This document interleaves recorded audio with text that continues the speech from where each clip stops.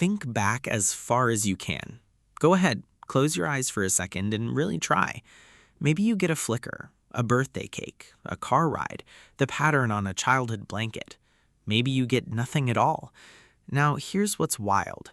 You were alive during those years.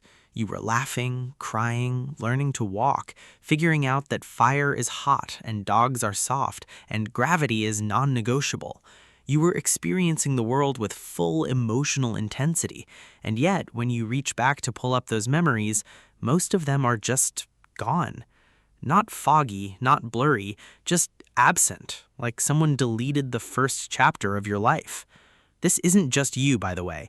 This is almost every human being who has ever lived, and for centuries, nobody really understood why.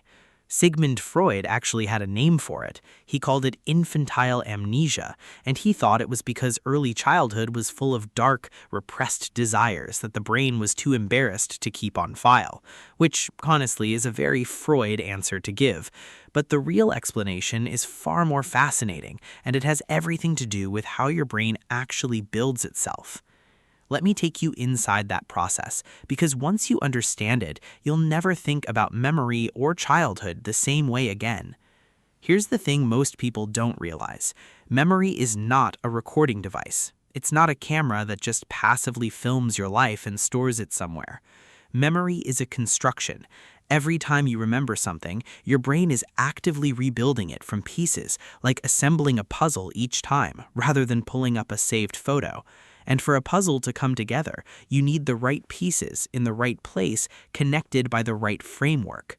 Toddlers, it turns out, are still building that framework. The part of the brain most responsible for forming and storing long-term memories is called the hippocampus, and in babies and toddlers, the hippocampus is still under serious construction.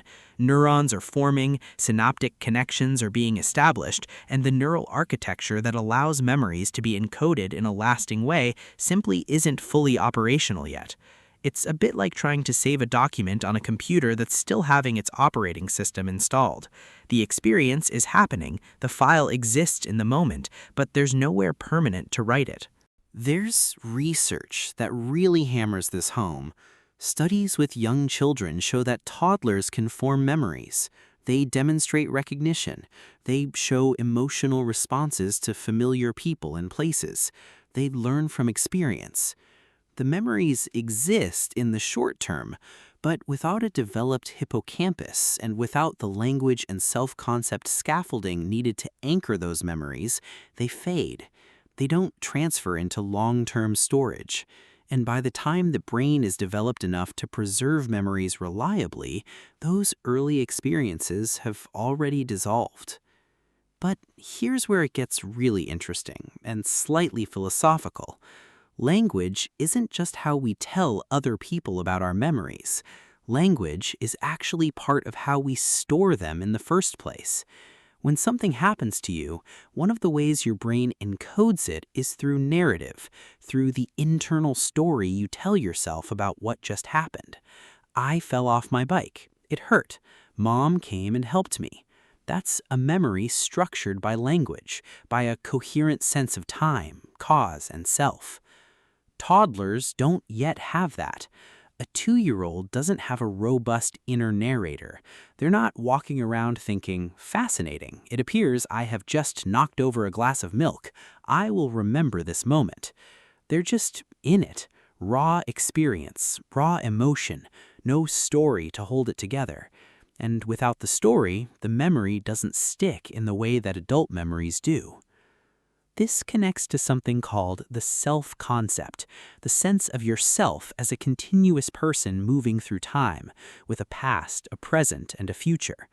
Psychologists believe that this self-concept, sometimes called the autobiographical self, is actually a prerequisite for long-term episodic memory.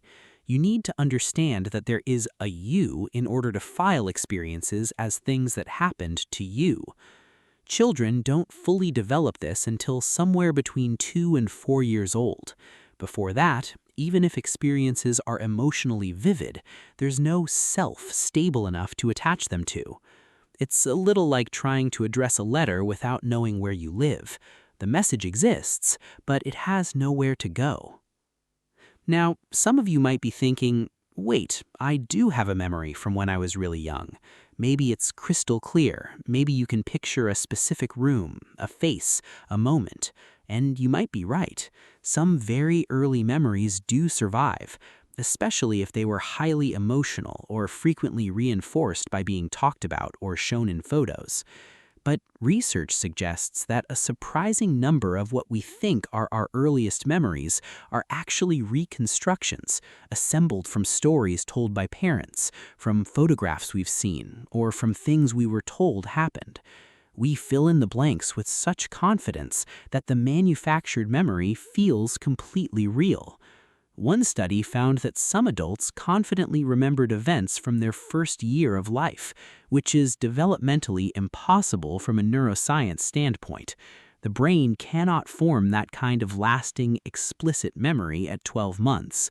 What those people were remembering was a story, a family legend, something seen in a home video. And that's not a flaw exactly, it's just how the memory system works. It's creative, not archival. There's also a cultural dimension to this that doesn't get talked about enough.